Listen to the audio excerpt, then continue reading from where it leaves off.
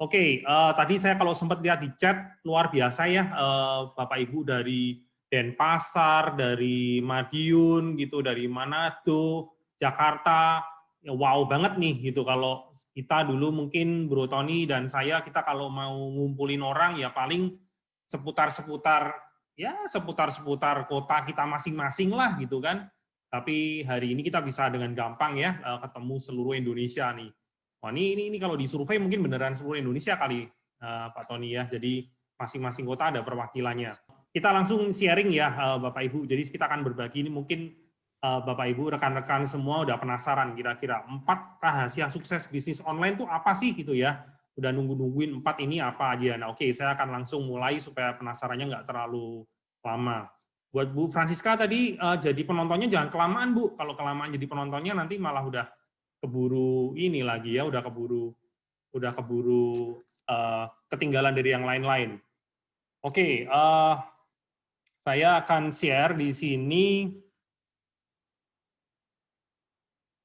Nah, sebelum saya mulai, saya nanya dulu nih, mohon izin nanya dulu, apakah yang tampil di layar Bapak Ibu satu slide penuh atau ada tulisan yang terbaca di note saya, terbaca nggak nih? Penuh. Penuh. Ya, aman. Terbaca. Oke, good. Ya, judulnya 4 rahasia sukses bisnis online ini tadi. Saya akan mulai dengan sebuah pertanyaan, Bapak Ibu ya, dengan sebuah pertanyaan simpel, karena ini yang biasanya jadi penghalang kita nih. Kalau saya bicara dengan banyak orang, biasanya jadi penghalang kita ya. Bapak Ibu, rekan-rekan Anda, berapa banyak dari Anda yang merasa diri gaptek? Nah, itu mungkin kalau ada yang merasa diri gaptek, mungkin angkat tangan gitu, survei singkat lah ya. Yeah. Apakah menurut Anda sendiri ini masuk, ya Anda masih gaptek nggak sih gitu kira-kira ya? Anda merasa apakah masih gaptek nggak? Ini seringkali yang menjadi penghalang kita untuk kita belajar di online.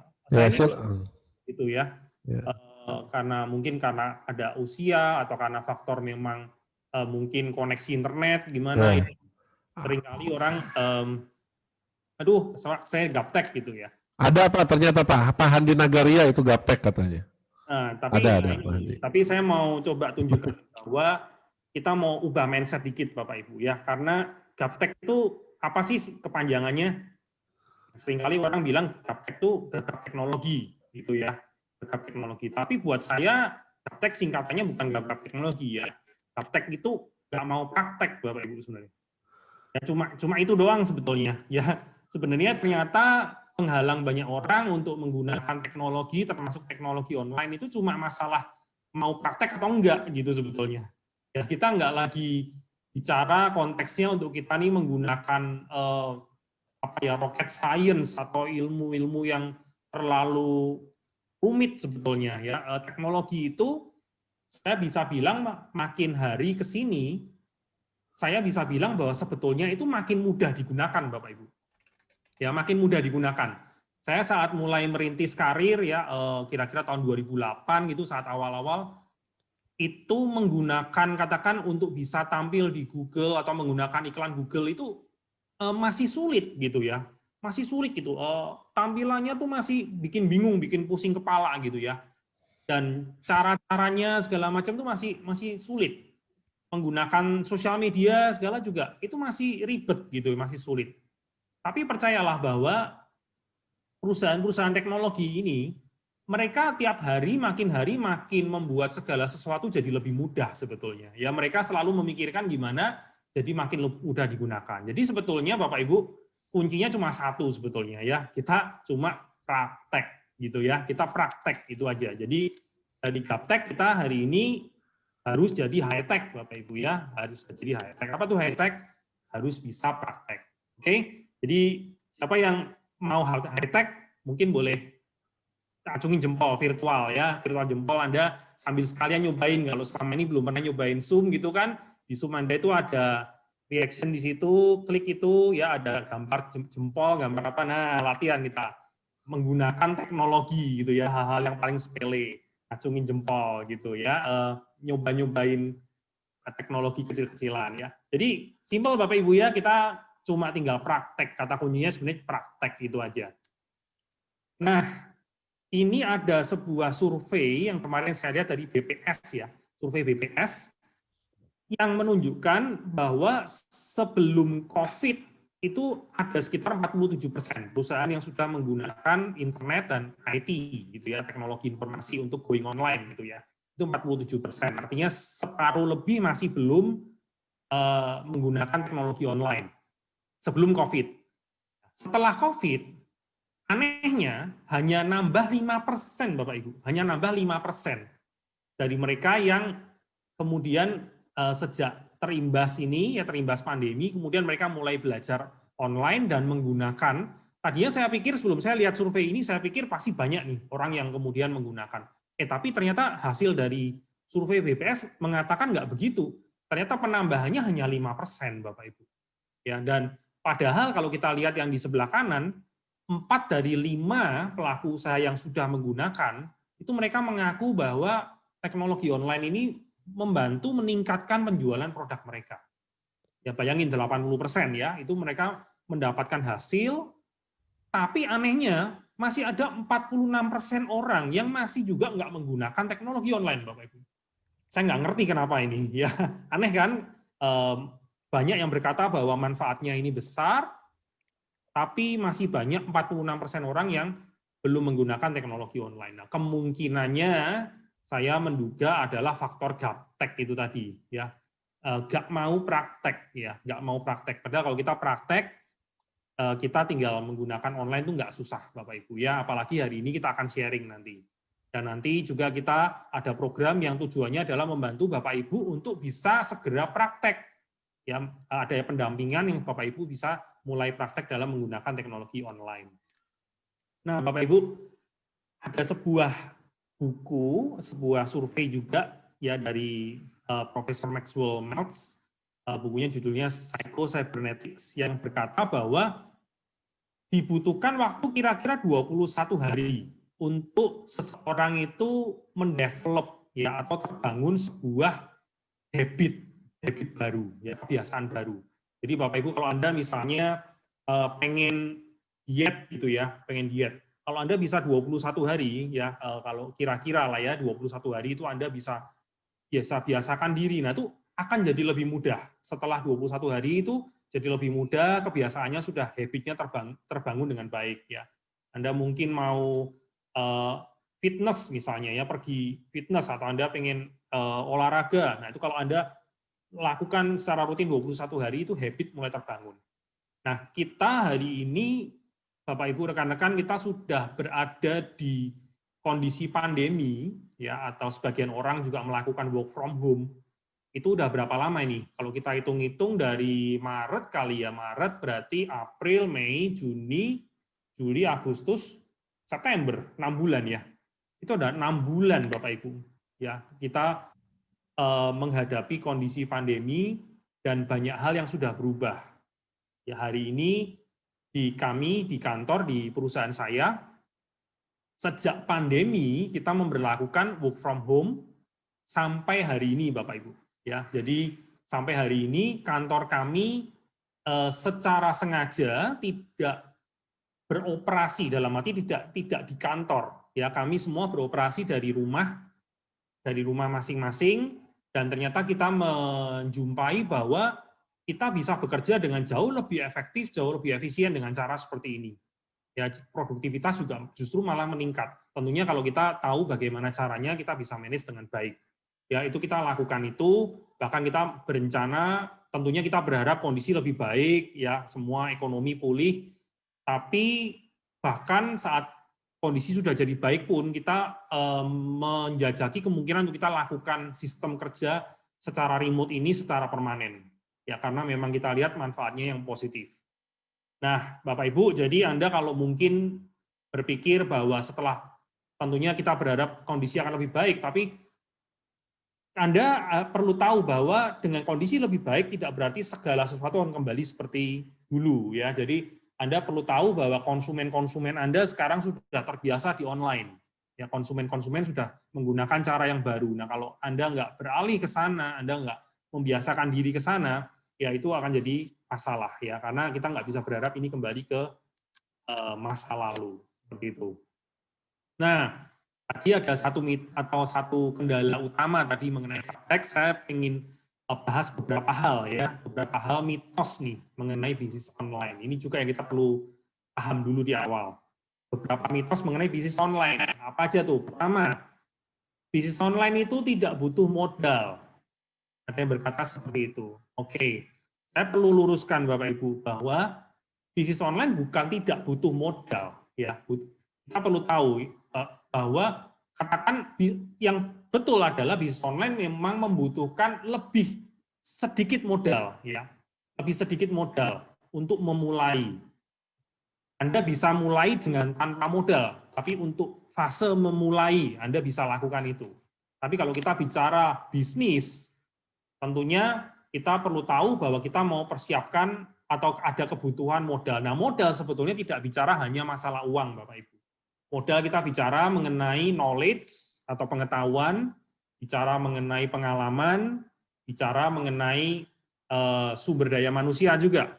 Nah, saya berharap lewat program yang kita juga berikan ini, yang kita akan bahas ini, Bapak Ibu, kebutuhan-kebutuhan modal seperti itu bisa jadi terbantu dan lebih cepat untuk kita bisa penuhi ya dengan cara yang lebih baik.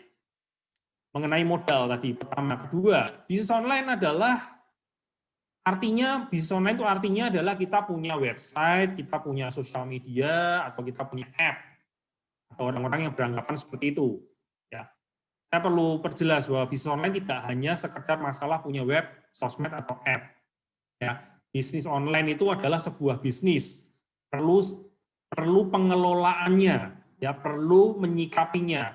Punya saja itu nggak cukup, Bapak Ibu. Ya. Nyambung ke hal ketiga, konsumen, kita berpikir seringkali banyak orang berpikir dengan kita punya webnya, kita punya app-nya, konsumen akan datang sendiri. Nah, ini sebenarnya sama aja seperti kalau kita bikin bisnis toko misalnya, ya, atau warung atau apapun. Kita nggak bisa hanya bikin lalu konsumen datang sendiri. Harus ada teknik-tekniknya, strateginya, bagaimana kita menarik, mendatangkan konsumen. Dan orang kadang-kadang juga berpikir nih, wah, katanya gitu ya, katanya bisnis online itu udah cepat tinggal bikin, jadi ya konsumen datang sendiri, hasilnya langsung gede gitu ya. Nah, ini seringkali saya sering melihat ini gara-gara propaganda di luar sana lah ya, propaganda atau cara-cara promosi mengenai online yang terlalu berlebihan ya. Kita harus tahu kalau kita mau serius membangun sebuah bisnis, kita harus lakukan dengan benar supaya bisa besar ya, seperti istilah right and big, kita harus benar dulu baru kita bisa besar ya. Jadi kita harus lakukan, kita harus tahu caranya. Lalu juga ada yang bilang nih, karena kalau online ini kan bicaranya teknologi, jadi nggak perlu lagi campur tangan manusia gitu ya. Ya nggak bisa Bapak Ibu, bagaimanapun perlu campur tangan untuk kita membuat sistemnya dulu. Ya, membuat sistem dengan baik, dan kita nanti akan belajar ada di 4 ini, nanti akan di poin yang terakhir saya akan tunjukkan apa yang kita perlu lakukan, sistem-sistem apa saja. Oke Bapak Ibu, jadi apa yang saya sharingkan hari ini sebelum saya nanti masuk ke dalam 4 rahasia tadi yang udah ditunggu-tunggu ya, ini adalah pengalaman pribadi sebetulnya, jadi ini bukan hal akademis, tapi ini sharing sifatnya. Ini dari 12 tahun kira-kira pengalaman saya dalam merintis bisnis online ya, dan saya merintis bisnis online ini dari sesuatu yang sangat-sangat sederhana Bapak Ibu, sangat sederhana. Jadi kira-kira tahun 2008 saya memulai bisnis online atau memulai karir di bidang online ini menggunakan HP yang seperti ada di gambar itu Bapak Ibu ya, yang di paling kiri. HP LG ini HP-nya hari ini udah rusak ya, udah nggak bisa digunakan, tapi HP ini dulu cuma bisa nerima 100 SMS ya, dulu belum ada smartphone katakan ya, baru mulai ada BlackBerry dulu Bapak Ibu ya, mungkin Anda sempat ngalamin BlackBerry baru mulai masuk, tapi saat itu saya belum punya modal yang cukup katakan untuk beli BlackBerry, karena waktu itu memang saya harus merintis dari praktis dari nol ya, dari modal yang sangat minim. Ya, dan saya jual barang, jual produk, dulu saya cari dari forum-forum, dari ya ini gambar-gambar produk yang saya pernah jual ya. you name it, macam-macam Bapak Ibu. Mobil itu bukan saya jual mobil Bapak Ibu, itu dulu saya bikin situs sewa mobil ceritanya ya, sewa mobil itu kerjasama sama orang yang punya persewaan dan kemudian saya persewaan mobil, kemudian ada jual filter air, jual suplemen-suplemen makanan, jual sandal, saya jual susu, susu kolostrum, macam-macam, saya jual vitamin-vitamin, jual parfum, pernah jual keripik nori, itu macam-macam Bapak Ibu ya. Ini banyak produk yang saya jual ya, jadi macam-macam, pokoknya apapun saya jual gitu waktu itu ya. Dan dari situlah saya belajar mengenai dunia online dan saya jadi ngerti ya tiap produk atau tiap bisnis itu caranya pun juga macam-macam ya. Hari ini saya menjalankan sebuah agensi yang namanya Heroes of Media, nanti saya akan kenalkan di belakang. Kita menghandle ratusan klien. Dari situ saya juga melihat memang ternyata betul tiap bisnis itu unik gitu ya, caranya menggunakan bisnis online atau memasarkan juga nggak bisa dipukul rata, semua akan beda-beda. Ya, nah itulah yang saya akan sharingkan hari ini, Bapak Ibu. Nah ini dia 4 rahasia sukses bisnis online. Jadi ada 4 poin, ada 4 topik yang kita akan bahas. Tentunya dalam waktu yang terbatas ini saya nggak mungkin bisa bahas sampai mendetil sekali ya. Tadi 12 tahun pengalaman, kalau saya mau pack jadi 1 jam, ya saya harap itu bisa jadi inspirasi dan bekal yang cukup, tapi bagaimana eksekusinya tentunya nggak cukup dengan 1 jam. Nah, makanya kami siapkan program-program yang tujuannya untuk membantu supaya eksekusinya nanti bisa jauh lebih smooth atau mulus ya untuk Bapak Ibu. Nah, oke. Poin pertama adalah mengenai produk ya, kita akan bahas mengenai produk. Sebelum produk, saya jelaskan bahwa di bisnis online, termasuk pengalaman saya tadi dalam 12 tahun menjalankan bisnis online, kira-kira itu ada 3 tahapan kalau saya mencoba memetakan ada 3 tangga atau 3 tahapan ya. Pada saat saya pertama dulu memulai, saya lakukan yang namanya dropship ya, dropship atau menjadi affiliate, menjadi afiliasi ya, di mana dropship itu praktis kita tidak membutuhkan modal atau kecil lah modalnya tadi Bapak Ibu. Untuk memulai kita butuh modal yang sangat kecil. Itu asiknya di bisnis online ya. Praktis kita nggak perlu juga untuk stok barang ya, dropship itu kita nggak perlu stok barang Bapak Ibu. Jadi nanti saya akan jelaskan lebih detailnya. Kemudian setelah dropship setelah kita mulai paham, oh siapa market kita, oh ternyata pembeli kita siapa gitu ya, kita sudah mengumpulkan database-nya, kita sudah tahu cara mainnya, kita bisa mulai melangkah ke tahap yang lebih lanjut, yaitu dengan kita menjadi seorang reseller. Nah, menjadi reseller kita sudah bicara kita mulai stok barang ya. Nah, kenapa kita lakukan itu? Karena tentunya margin keuntungannya lebih besar Bapak Ibu. Ya kalau dropship katakan kita mungkin kira-kira mengambil untung ya 10% atau 15% gitu kira-kira, menjadi reseller mungkin kita bisa ambil untung kira-kira 20-25%. Ya kira-kira seperti itu Bapak Ibu.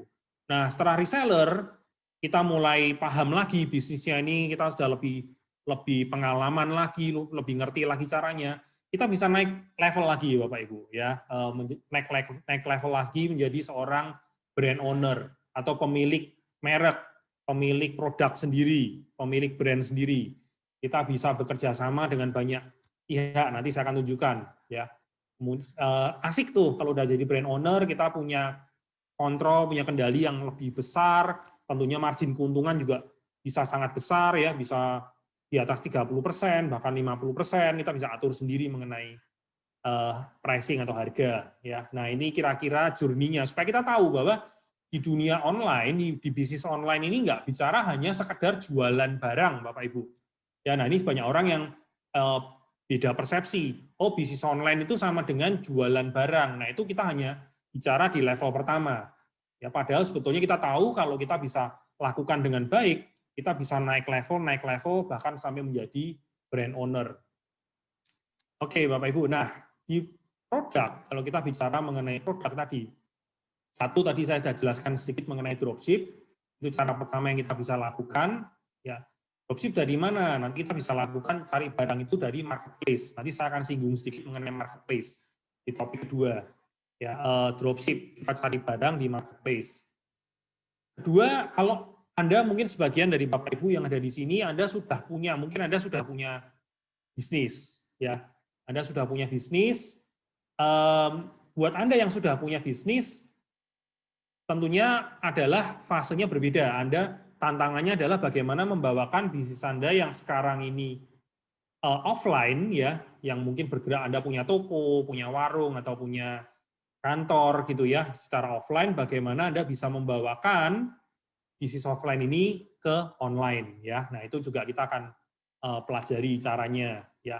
Nah, ketiga, cara yang bisa Anda lakukan juga adalah dengan partnership.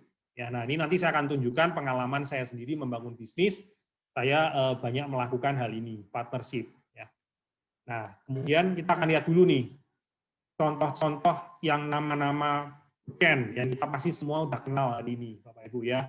Uber, Alibaba, Airbnb, Facebook. Ini perusahaan-perusahaan yang pasti kita udah tahu ya, ini perusahaan-perusahaan market leader atau pemimpin pasar, perusahaan-perusahaan internasional. Tapi apa sih kesamaannya selain mereka market leader? Tapi apa kira-kira kesamaan dari 4 perusahaan ini, Bapak Ibu? Ya, untuk mempersingkat waktu saya langsung jelaskan ya. Jadi jelaskan sedikit kesamaan yang menarik dari 4 perusahaan ini. Pertama, ya contoh Uber. Uber adalah perusahaan transportasi terbesar di dunia, ya, tapi mereka nggak punya armada sendiri. Kalau di Indonesia kita tahu kita punya Gojek, punya Grab, gitu ya, hampir sama bisnis modelnya. Ya mereka adalah perusahaan transportasi terbesar, bahkan lebih besar dari nama-nama beken ya, maskapai penerbangan atau bahkan taksi apapun yang Anda sebutkan.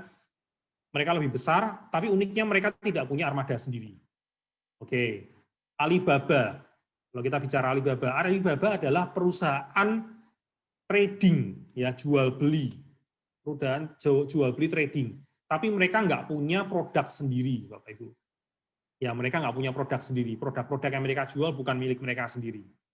Ya. Ketiga, Airbnb. Ini adalah perusahaan akomodasi terbesar di dunia. Ya, akomodasi perhotelan terbesar di dunia. Hari ini memang kena imbas di pandemi, tapi still mereka adalah perusahaan akomodasi terbesar di dunia. Dan mereka tidak punya hotel sendiri, mereka tidak punya tempat sendiri. Semua sebenarnya punya orang lain. Mereka hanyalah platform. Oke. Keempat, Facebook. Ini adalah perusahaan media terbesar di dunia. Ya, melebihi nama-nama beken, New York Times lah, apapun perusahaan-perusahaan media mereka terbesar di dunia. Dan mereka tidak punya konten sendiri. Kontennya bukan milik mereka, Bapak Ibu. Nah, dari sini kita bisa belajar sesuatu. Menarik ya. Jadi, untuk jadi besar, bahkan kita tidak harus punya produk sendiri sebetulnya. Nah, belajar dari hal tersebut, saya membangun sebuah bisnis, juga di bidang florist, di bidang toko bunga, ya. Tapi kami sebetulnya tidak merangkai bunga sendiri. Ya, jadi kami berpartner dengan para pengrajin bunga di seluruh Indonesia. Hari ini kami punya partner mungkin ada di kira-kira di 100 kota di seluruh Indonesia. Kita punya ratusan partner yang kami sudah kurasi, ya kami sudah pilih dengan kualitas yang terbaik, pelayanan terbaik, dan kita sudah tahu kira-kira produk seperti apa yang lebih cocok, yang sesuai keinginan, desainnya, segala. Nah, jadi kami tidak merangkai bunga sendiri. Kalau orang bilang florist itu artinya toko bunga, merangkai bunga, kami agak berbeda ya. Florist kami ini bentuknya platform, di mana kami bermitra dengan para pengrajin bunga di seluruh Indonesia. Ya, ini beberapa partner atau mitra kami, sehingga kita bekerja sama dan saling menguntungkan. Ya, mereka juga sangat happy karena beberapa dari mereka bahkan mengaku penjualan mereka sangat terbantu lewat kerjasama dengan MF Florist.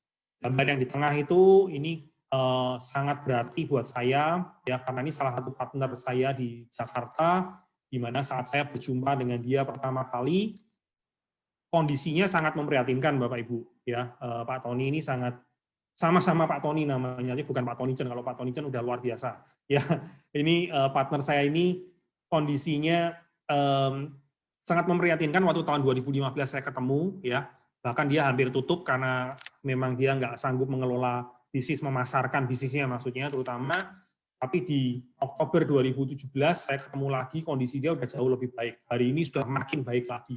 Ya, di mana dia dulu kalau nganter-nganter harus naik motor dan kondisinya, tapi hari ini sekarang dia sudah bisa punya beberapa armada malah ya untuk melakukan pengiriman, dan dia menurut pengakuannya sebagian besar penjualan terbantu lewat adanya platform Meme Floris ya. Jadi lewat bisnis kita bisa jadi saluran berkat juga buat para vendor kita, para partner kita ya, itu kan sebuah nilai atau value tersendiri yang tidak bisa dinilai dengan uang ya. Jadi itu cara partnership Bapak Ibu.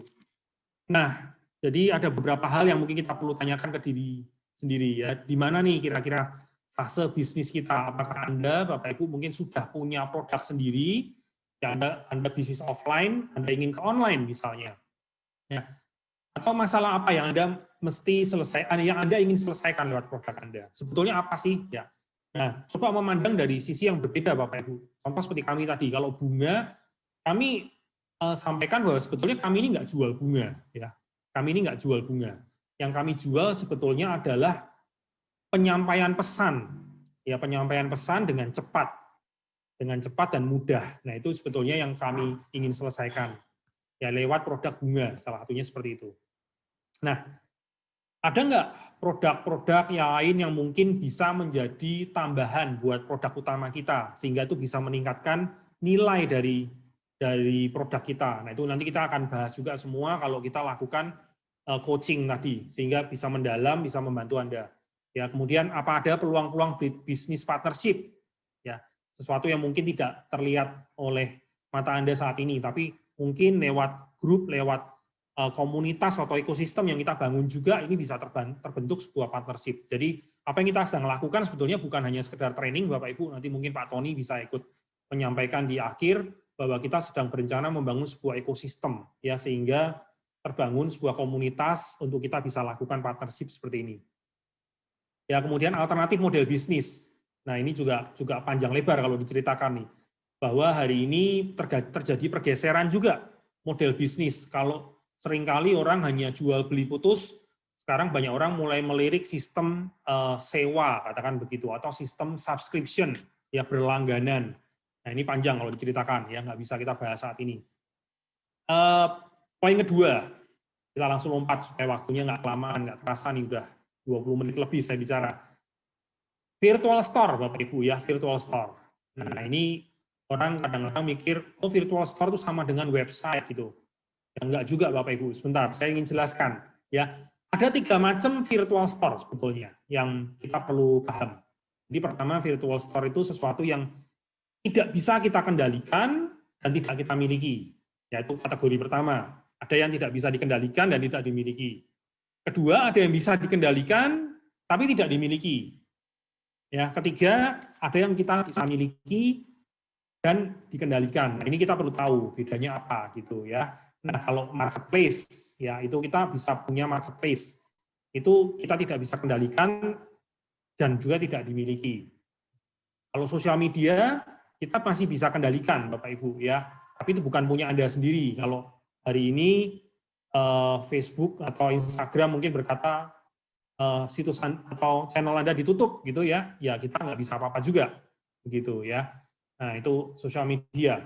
Tapi ada juga yang kita bisa kendalikan dan kita miliki, ya, website sendiri misalnya, ya, atau aplikasi. Kalau beberapa bisnis, tidak semua bisnis membutuhkan aplikasi. Banyak orang latah juga nih, Pak, saya mau bikin aplikasi dong, ya. Bisnisnya apa? Jualan barang, jualan ini. Nah, saya perlu lihat dulu nih, ya, tujuannya apa. Tidak semua bisnis membutuhkan aplikasi, ya. Nah, ini Bapak Ibu, jadi beberapa hal. Kita lihat yang pertama, marketplace. Misalnya, ya, marketplace itu nama-nama ini ya, Tokopedia, Shopee, Blibli, Bukalapak, misalnya seperti itu, Bapak Ibu. Nah, marketplace ini memang tempat yang mudah untuk kita memulai. Ya, jadi kalau kita mulai tadi kita nggak butuh modal terlalu besar, atau bahkan nggak butuh modal, kita tinggal upload produk aja. Ya, tapi pasti ada suatu keterbatasan di sana. Ada keterbatasan di mana kita tidak bisa, tadi yang saya katakan, kita ini tidak bisa mengendalikan dan kita juga tidak bisa memiliki. Ya, ini bukan milik kita sendiri dan kita tidak bisa kendalikan. Di marketplace ini kita langsung dihadapkan pada kompetitor, Bapak Ibu ya. Contoh kalau kita jualan helm sepeda seperti di gambar ini. Ya, orang yang mencari produk serupa tidak hanya melihat kita, ya langsung kompetitor-kompetitor kita juga nangkring semua di sana, gitu ya. Ada beberapa tips sebetulnya untuk bisa tampil agak lebih baik di marketplace. Ya itu ada, kita tahu mungkin kalau di Tokopedia atau ini ada beberapa fitur seperti menjadi apa namanya kalau di official store gitu ya, official store atau power merchant istilahnya begitu ya, power merchant. Nah, itu Anda bisa naik, tapi Anda perlu bayar. Saat Anda ingin listing yang lebih seperti itu, Anda perlu bayar. Berarti sudah butuh modal, Bapak Ibu. Ya, jadi nggak betul juga kalau kita nggak butuh modal sama sekali. Untuk kita bisa listing dengan baik, kita butuh modal. Dan bahkan kita juga perlu beriklan di sana. Ya, untuk bisa tampil di atas itu kita perlu beriklan. Karena ada banyak sekali persaingan di marketplace. Dan saya lihat makin hari ke sini, karena kemudahan itu, yang terjadi adalah perang harga. Betul ya Bapak Ibu, kalau Anda mungkin hari ini cari barang di marketplace, gimana cara Anda mencari? Kalau saya sih ya, kalau barangnya sama ya saya cari yang paling murah gitu ya. Nah itu sangat terlalu mudah di marketplace untuk mencari berdasarkan harga. Ya, jadi terjadilah perang harga. Dan bahkan Anda praktis sebetulnya tidak tahu pembeli Anda atau Anda nggak bisa simpan data pembeli Anda. Nah, nanti bicara mengenai database ini sangat penting ya untuk kelangsungan sebuah bisnis sebetulnya. Ya, karena kalau Anda hanya jualan ya lama-lama capek juga. Kalau kita punya sebuah database itu nanti manfaatnya saya akan jelaskan di belakang nanti ya. Nah, di marketplace ini sulit untuk kita mempunyai database. Ada sih caranya ya, cara katakan trik-triknya ya, tapi sebetulnya marketplace itu bahkan Anda kalau mau ngasih nomor HP atau email aja nggak boleh kan di marketplace ya, langsung begitu Anda chat dengan penjual misalnya ngasih nomor HP atau nomor email itu langsung terhapus katakan begitu ya, kecuali Anda harus ada cara untuk mengubah gitu ya, angka 0 diubah lah apa begitu. Nah itu jadi prinsipnya sih marketplace sebetulnya mereka tidak ingin penjual itu ketemu dengan pembeli secara langsung. Ya, nah itulah yang jadi masalah Bapak Ibu. Nah, kedua kita bicara sosial media. Sosial media. Contoh Instagram, Facebook gitu Bapak Ibu. Nah, di sosial media ini kita sudah mulai bisa melakukan pengaturan-pengaturan. Ya, contoh kalau di profil kita itu kita bisa lakukan kategori, ya kita mengkategorikan produk-produk kita. Ya, kalau di saya ini kita kategorikan ada bunga papan, ada hand bouquet dan lain-lain, kita bisa kategorikan di situ. Ya, jadi sudah mulai kita bisa mengatur sosial media, tapi masih ya tadi yang saya katakan bahwa ini bukan milik kita sendiri. Ya, jadi kita nggak bisa menggantungkan hidup tanda petik ya bisnis kita gantungkan semua di sosial media, karena siapa yang tahu kalau misalnya Instagram tiba-tiba berkata bahwa Anda melakukan pelanggaran ya, apapun pelanggarannya macam-macam, kemudian Anda disuspend, ya akun Anda disuspend, nggak bisa dibuka, selesailah kita gitu loh, ya bisnis Anda tamat gitu riwayatnya kalau Anda hanya bergantung pada sosial media Instagram seperti ini. Ya, nah ini kita perlu tahu dulu, Bapak Ibu. Oke, kalau bicara mengenai sosial media, seringkali orang juga nanya nih, minta advice saya, Pak, gimana sih caranya untuk membuat sosial media kita ini bisa viral atau bisa laku keras gitu ya, bisa viral. Nah, saya selalu katakan gini Bapak Ibu, kita tidak bisa membuat konten yang viral. Ya, jadi sekali lagi saya katakan bahwa kita ini tidak bisa membuat konten yang viral. Yang kita bisa lakukan adalah kita membuat konten yang shareable. Yang shareable itu layak dibagikan. Ya, jadi layak dibagikan. Nah, karena bicara mengenai viral, viral itu hasil Bapak Ibu ya. Kita nggak bisa memastikan sebuah konten itu akan jadi viral. Contoh deh, hari-hari ini lagi rame nih ya, Bu Tejo ya. Siapa yang tahu Bu Tejo gitu ya? Yang tahu mungkin acungin jempol gitu ya. Lagi rame nih ya konten Bu Tejo gitu ya. Nah, tapi coba kira-kira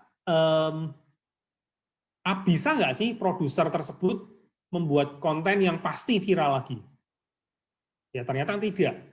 Itu terjadi di banyak kasus atau banyak ini ya. Dulu kita juga kenal istilah ini, kalau tahu Oppa Gangnam Style gitu ya, kita tahu itu siapa tuh namanya, rapper dari Korea. Hari ini nggak terdengar lagi gitu kan konten seviral itu. Why? Ya karena memang nggak bisa dipastikan viral tuh. Yang kita bisa lakukan adalah kita bikin konten yang shareable. Nah, untuk membuat konten yang shareable, kita perlu tahu apa tujuan orang menggunakan sosial media. Cuma ada dua, Bapak Ibu. Nah, cuma ada dua sebetulnya tujuan orang menggunakan sosial media. Pertama, mereka mencari hiburan. Kedua, mencari informasi. Udah, itu aja. Betul kan? Kalau Bapak Ibu Anda tanyakan ke diri sendiri, kenapa Anda buka Instagram, ya pasti dua ini udah, hiburan atau informasi.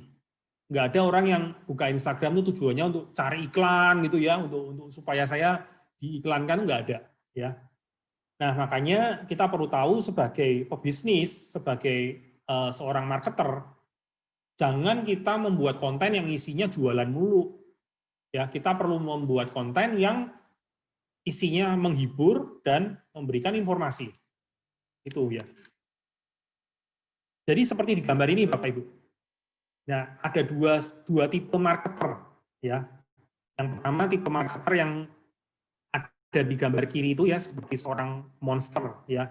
Seorang monster yang mengejar-ngejar konsumennya ya. Jadi itu kita sering lihat hari-hari ini masih ya, kalau di jalan-jalan kadang orang bagi-bagi brosur gitu ya, orang nggak butuh gitu ya, tapi dipaksa tanda petik ya, mereka ini mengejar-ngejar gitu ya, atau di telepon. Sampai hari ini saya masih sering dapat telepon dari ya bank lah, dari agen-agen asuransi, dari mana mereka melakukan cold calling begitu. Itu hari ini orang makin kritis Bapak Ibu, orang makin nggak suka gitu dengan cara yang seperti itu. Lalu bagaimana Pak caranya? Caranya adalah bagaimana kita tampil secantik mungkin. Ya, seperti yang ada di gambar di kanan itu. Kita menjadi tampil dengan semenarik mungkin, memberikan hiburan dan memberikan informasi sehingga calon konsumen kita yang mendekat ke kita. Ya, jadi kita pull ya, instead of kita push, jadi kita bukan mendorong tapi kita menarik. Nah, banyak orang juga kecewa dalam membangun sebuah sosial media Bapak Ibu. Ya, ini saya pengalaman pribadi juga bahkan ya. Seringkali kita nih, aduh ternyata kok bangun sosial media itu kok sulit ya, kok hasilnya nggak kelihatan. Kenapa? Karena seringkali orang itu berharap pergerakan atau perkembangan sosial media itu seperti garis lurus, ya, seperti garis lurus seperti ini. Oh, hari demi hari akan nambah terus begitu, ya. Tapi sebetulnya dari pengalaman Bapak Ibu, pergerakan sosial media itu seperti garis merah ini, garis lengkung. Ya, artinya di awal-awal itu kita belum bisa merasakan perkembangan dari sosial media yang kita buat. Ya, jadi kotak kuning di sini itu saya kasih nama frustration box ya, atau kotak frustasi. Ya, kotak frustasi. Biasanya orang cenderung berhenti di fase ini. Ya, kok rasanya nggak nambah-nambah ya follower saya gitu ya. Kok rasanya pembelinya nggak nambah-nambah ya di sosial media. Nah, ini orang frustasi dan seringkali berhenti di situ. Padahal kalau kita teruskan, kita dengan konsisten membuat konten gitu ya, kita konsisten, ternyata perkembangannya itu lama-lama kita akan ketemu titik di mana ini sesuai dengan ekspektasi kita.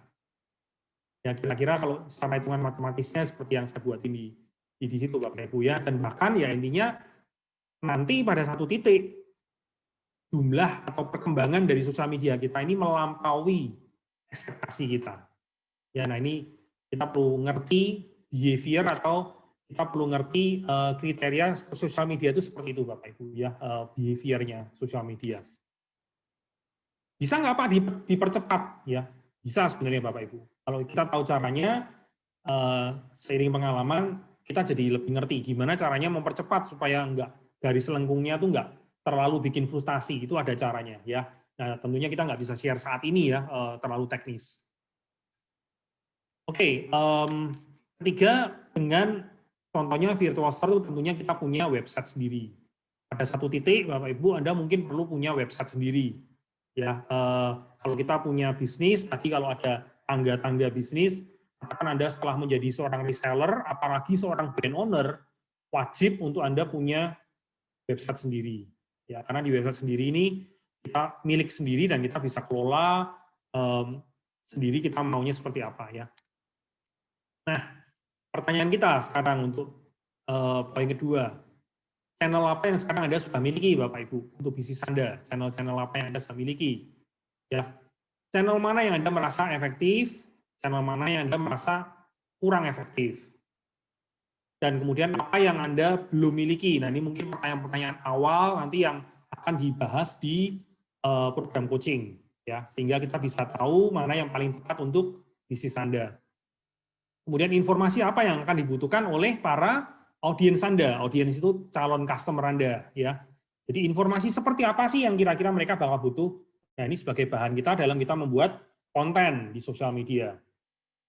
Kemudian pertanyaan-pertanyaan apa yang sering ditanyakan atau dibutuhkan oleh audiens kita. Nah, ini beberapa pertanyaan yang nanti akan kita bahas di program coaching dan aplikasinya nanti untuk eksekusinya.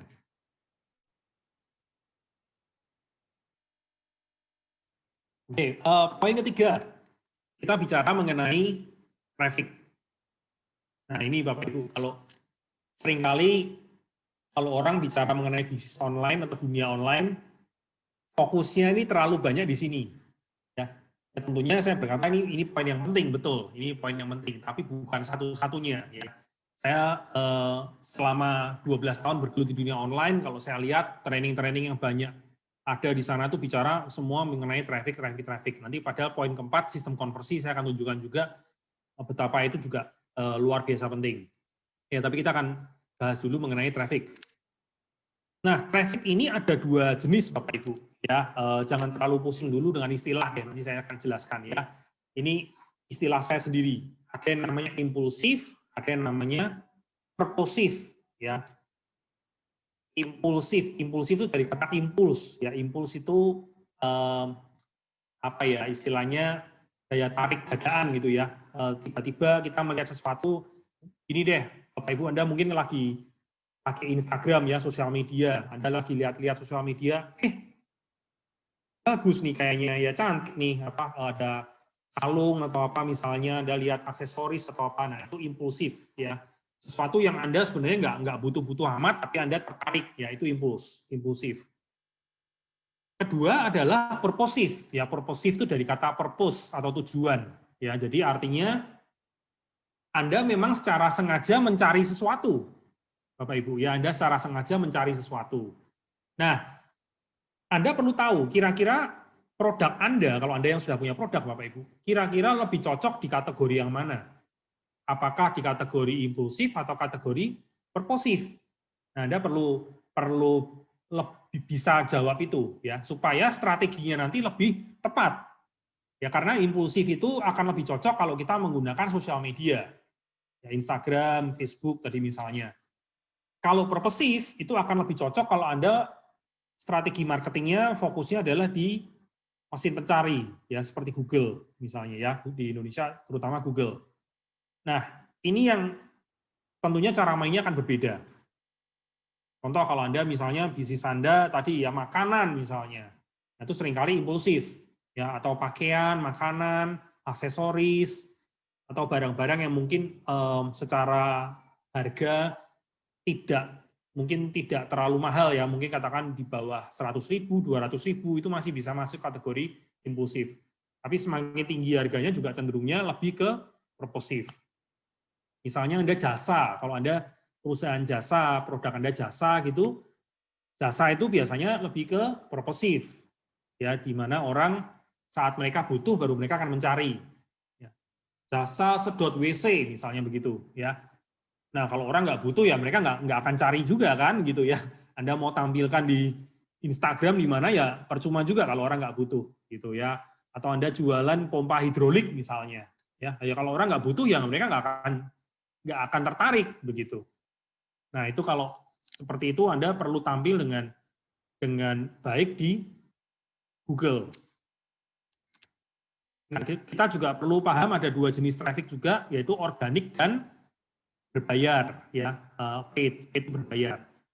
Organik itu artinya Anda sebetulnya tidak berbayar, artinya tidak membayar ke Google atau ke Facebook, itu Anda nggak bayar.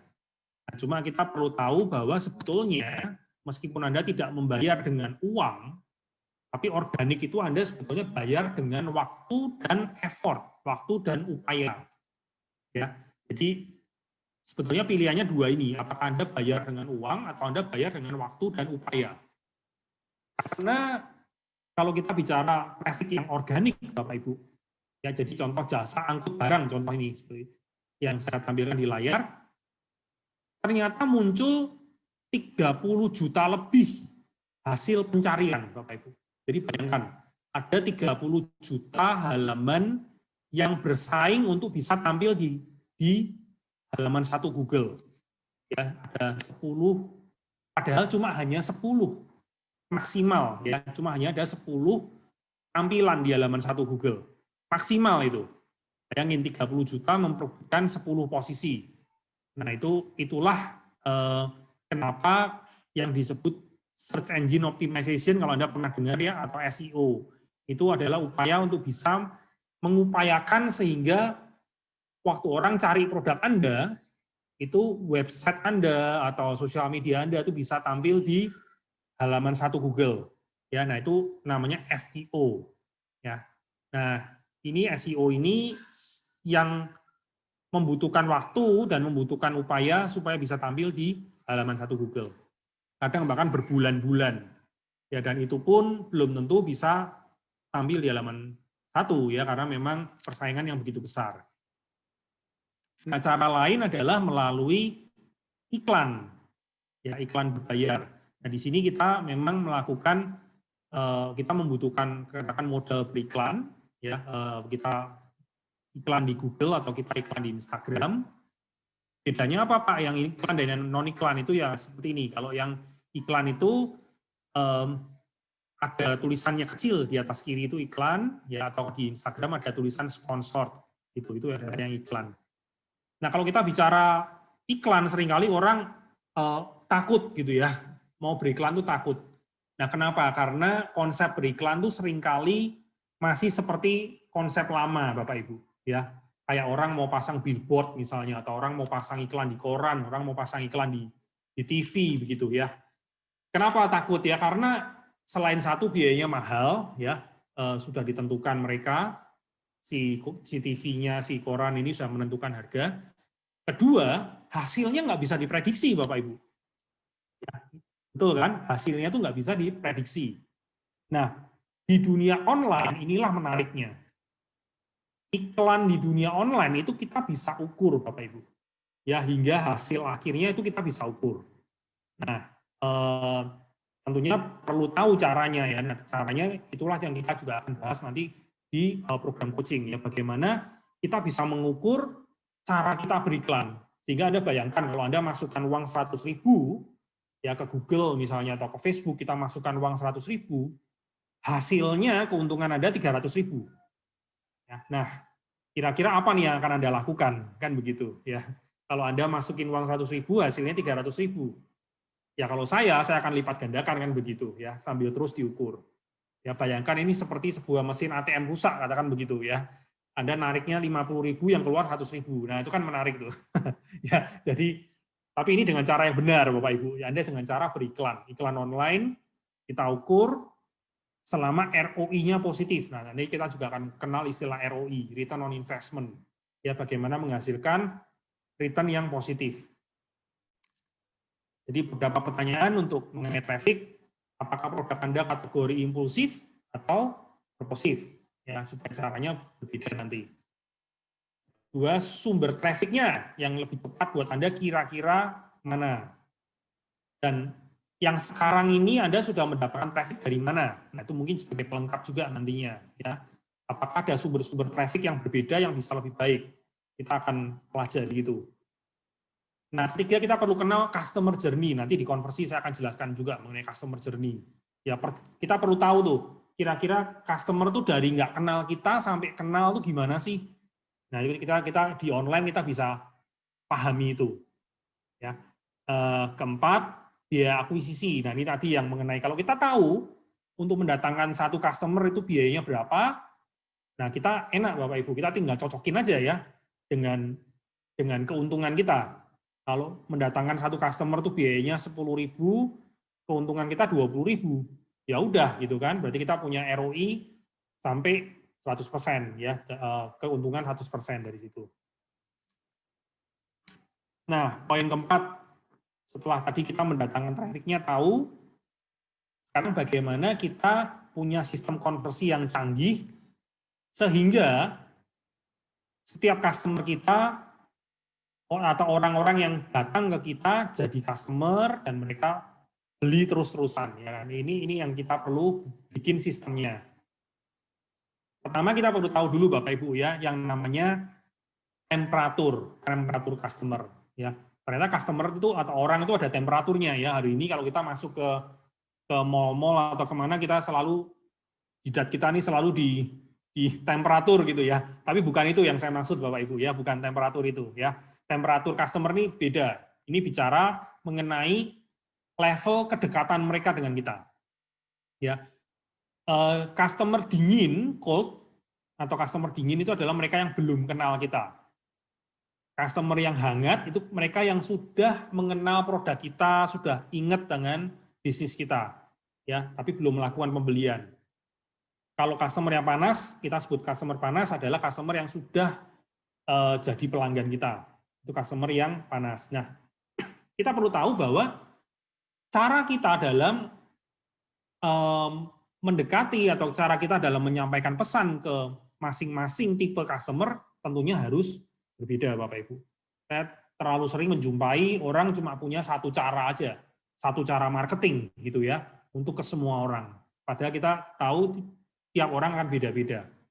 Kita nggak bisa langsung dengan customer yang masih dingin, kita langsung tawarkan dia untuk beli gitu ya, seperti tadi yang saya cerita, agen-agen asuransi atau bank yang telepon gitu menawarin produk. Saya nggak kenal Anda gitu ya, kok tiba-tiba ditawarin seperti ini. Ini hampir sama kayak orang tiba-tiba kalau Anda Bapak Ibu ya mungkin yang masih muda-muda, kalau kita kenal seseorang gitu ya, wah cantik nih gitu, tiba-tiba kita dekati, kita ajak, mau nggak nikah sama saya gitu ya. Nah kira-kira jawabannya gimana ya, bisa digampar kita kira-kira gitu ya. Ini ada orang ngaco gitu. Nah seperti ini Bapak Ibu, jadi kita harus tahu bagaimana kita menarik seseorang untuk makin lama jadi makin kenal dengan kita, dan kemudian baru kita melakukan penawaran. Kita masuk mengenai database ya. Jadi di sistem konversi ini kita perlu Bapak Ibu saya sarankan mulai dari sekarang ya, kalau Anda selama ini belum pernah mengumpulkan database, Anda wajib hukumnya. Kalau Anda memang ingin berbisnis, Anda wajib kumpulkan database. Ini sesuatu yang saya cukup sesali ya, katakan di awal-awal saya merintis usaha, saya dulu belum tahu mengenai hal ini, saya dulu nggak perhatikan ya, saya nggak menyimpan dulu di awal-awal database. Padahal ternyata saya bisa bilang bahwa the money is in the list gitu. Jadi uangnya itu sebetulnya katakan hasilnya itu adalah di customer database kita. Kalau kita cuma terus promosi, harga promosi makin lama makin tinggi juga ya, dan capek juga gitu. Tapi kalau kita bisa punya sebuah database, itu akan bisnis kita akan sangat terbantu ya. Nah, ada 3 cara misalnya membangun database. Paling mudah sebetulnya melakukan lewat WhatsApp ya. Kita punya WhatsApp, kita simpan dengan WhatsApp bisnis, itu kita bisa simpan. Kedua, kita bisa gunakan email marketing, ada beberapa tool yang bisa digunakan. Ketiga yang lebih canggih lagi menggunakan Facebook Pixel. Nah ini juga sangat menarik, nanti saya akan jelaskan apa tuh Facebook Pixel, manfaatnya. Slide setelah ini. Tapi saya cerita sedikit gini Bapak Ibu, ini cerita nyata teman saya sendiri. Jadi saya punya teman, klien sih sebetulnya ya, klien. Saya mengenal dia di awal itu saya tahunya dia itu jualan baju hamil. Dia jualan baju hamil ya, baju untuk ibu-ibu hamil itu Bapak Ibu ya. Ternyata saya jumpai bahwa dia tidak hanya jual baju hamil, tapi dia juga punya toko lain, yaitu toko perlengkapan bayi. Ya, jadi setelah orang, kalau ibu hamil kan setelah melahirkan, ya bayinya kemudian dia perlu susu, perlu baju bayi dan lain-lain, mainan bayi. Nah, dia ternyata punya toko lagi untuk perlengkapan bayi. Dan tidak berhenti di situ. Ternyata dia juga melakukan profesi agen asuransi ternyata dia. Ternyata dia agen asuransi, ya. Jadi bisa dibayangkan bahwa dia sebagai agen asuransi tidak hanya nunggu tapi dia bahkan jemput bola ke belakang, Bapak Ibu, ya. Mulai dari kehidupan pertama, ya. Pada saat seseorang lahir, ya ada anak, nanti dibutuhkan dana untuk sekolah, ya, untuk asuransi orang tuanya dan lain-lain. Itu dia mengumpulkan datanya sejak ibunya hamil, ya, dan kemudian jualan baju anak-anak tadi, dan kemudian ditawarin lagi asuransi. Saya nggak tahu lagi, mungkin dia ada bisnis lain apa. Jadi bayangkan kalau kita punya customer database, lewat satu orang customer, kita bahkan bisa memberikan nilai atau kita bisa jual berkali-kali. Nah, tadi kalau saya sampaikan Facebook Pixel ya, apa sih Facebook Pixel? Facebook Pixel itu adalah database yang disimpan di dalam Facebook. Ya, jadi memang kita nggak diberikan oleh Facebook itu namanya atau nomor telepon atau apa itu memang kita tidak diberikan, itu semua disimpan di Facebook. Tapi fleksibilitasnya luar biasa Bapak Ibu. Ya, kenapa? Karena satu, kita bisa lakukan yang namanya remarketing. Berapa banyak dari Anda pernah masuk ke sebuah website misalnya, ya Anda lagi, Bapak Ibu Anda lagi lihat sepatu gitu, kemudian waktu Anda lagi browsing di Facebook, muncul tuh ya, iklan-iklan sepatu tuh muncul terus. Ya, nah itulah yang namanya remarketing. Ya karena ternyata kita tuh ditempel ya, di tag istilahnya dengan cookies ya, sehingga kita bisa ditawarin itu terus ya, iklan-iklan yang kita minati itu bisa muncul berkali-kali. Itu namanya remarketing. Itu bisa dilakukan lewat tadi dengan kita punya Facebook Pixel. Yang lebih canggih lagi ini Bapak Ibu, yang namanya lookalike audience. Itu apa Pak ini? Saya senang Anda bertanya. Jadi bayangkan begini Bapak Ibu, Anda punya 100 orang customer. Ya, jadi yang di kiri itu gambar itu Anda punya database 100 orang customer. Dari 100 orang customer Anda ini, Anda bisa berikan ke Facebook atau Anda bisa upload ke Facebook, dan Facebook bisa mencocokkan data 100 orang ini. Ya, dan Facebook kemudian akan mempelajari secara otomatis dengan AI-nya. Kita hari ini sering dengar istilah AI ya, artificial intelligence. Jadi Facebook itu mempelajari dari 100 orang ini kesamaan mereka. Kesamaan itu macam-macam Bapak Ibu, ada nggak hanya usia, jenis kelamin, tapi juga bahkan lokasinya di mana, minatnya apa, dia sering buka website apa, sering minatnya posting mengenai apa, tuh Facebook punya data itu semua. Sehingga intinya adalah lewat kemiripan dari 100 orang ini, Facebook bisa memberikan kepada Anda ribuan, bahkan puluhan ribu orang-orang yang mirip dengan customer Anda. Bisa dipahami ya Bapak Ibu? Jadi intinya begini, Anda punya 100 orang customer, Anda bisa berikan ke Facebook, Facebook akan mengembalikan ke Anda ribuan orang yang mirip dengan customer Anda. Oke, nah berarti artinya apa? Artinya orang-orang ini, ya ribuan orang ini adalah orang-orang yang punya karakteristik yang hampir sama dengan customer-customer Anda. Ya, jadi dari pengalaman tingkat kepuasan atau tingkat pembelian mereka nanti jadinya akan sangat tinggi karena memang mereka nih orang-orang yang mirip dengan tipe customer Anda, ya. Nah, itu canggihnya fitur-fitur di Facebook. Nah, itu kita bisa lakukan sistem yang seperti ini.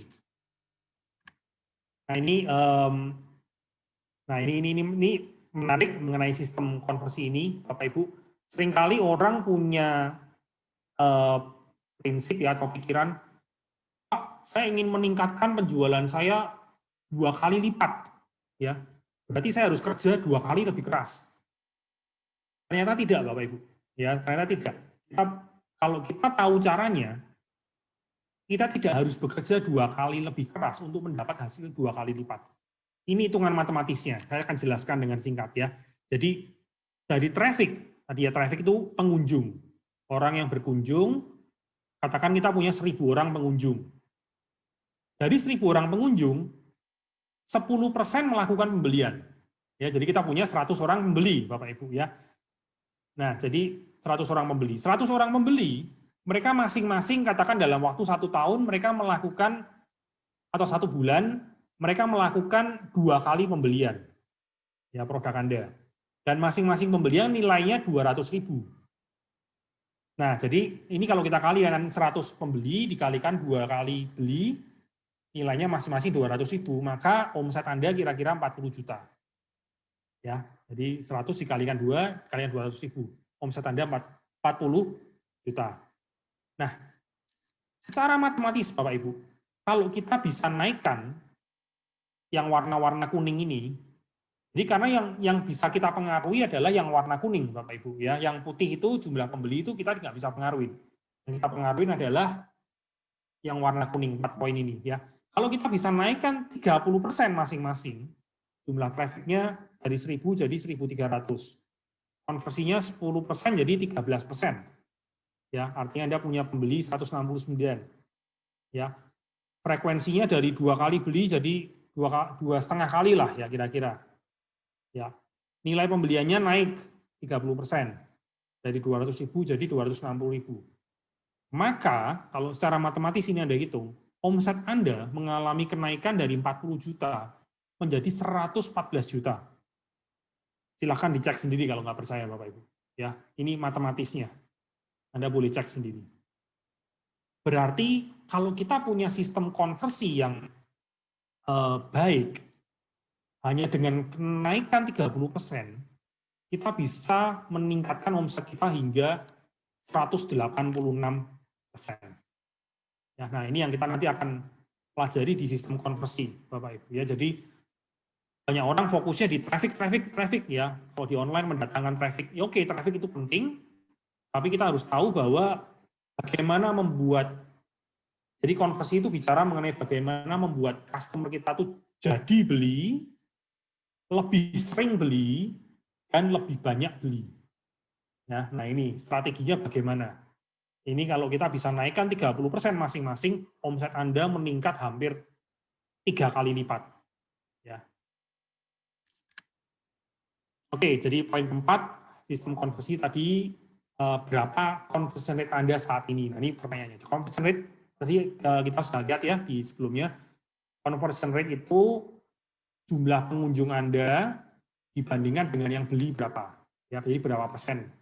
Nah, coba Anda punya nggak datanya Bapak Ibu? Jadi kalau ada 100 orang ke toko Anda yang jadi beli berapa orang sih? Nah, itu conversion rate. Kemudian rata-rata mereka belinya itu berapa kali sih? Dalam sebulan, dalam 3 bulan, dalam 1 tahun? Nah, Anda punya nggak datanya? Ya, coba kumpulkan dulu itu Bapak Ibu. Ya, nanti di program coaching ini kita akan bahas bagaimana meningkatkan ini masing-masing. Ada strateginya secara online. Dan terakhir rata-rata nilai pembelian. Ya, sekarang ini rata-rata orang beli berapa sih? Bagaimana kita mau meningkatkan nilai rata-rata pembeliannya itu? Nah, itu di sistem konversi. Oke, jadi itu 4 rahasia di dalam bisnis online, Bapak Ibu. Ya, kalau kita punya strateginya dan punya taktiknya yang tepat, bagaimana meningkatkan produk dengan tepat, bagaimana punya virtual store yang tepat buat bisnis kita, bagaimana meningkatkan traffic, ya terakhir bagaimana membuat sistem konversinya. Saya percaya bisnis kita bisa mengalami peningkatan secara signifikan. Tadi di awal sudah sempat dijelaskan, jadi lewat pengalaman menghandle banyak klien, ratusan klien kami, kita bisa mengambil beberapa artinya pengalaman tadi untuk membantu para bisnis kita, dan kami Heroes Media kita bekerja sama dengan Right and Big Coaching, ya. Jadi kita tidak hanya sekedar memberikan jasa sekarang, tapi kita juga membantu secara pendampingan tadi lewat program coaching ini, sehingga supaya Bapak Ibu di bisnis Anda bisa langsung praktek tadi ya, supaya tidak gaptek ya, tapi kita bisa jadi high tech, harus bisa praktek. Nah, ini contoh beberapa klien, jadi yang kita sudah handle ya secara singkat saja. Jadi kita nggak hanya handle corporate atau bisnis-bisnis besar saja, tapi kita juga mendampingi atau membantu klien-klien yang sifatnya UKM ya, atau klien-klien ya perorangan pun kita juga ikut bisa membantu.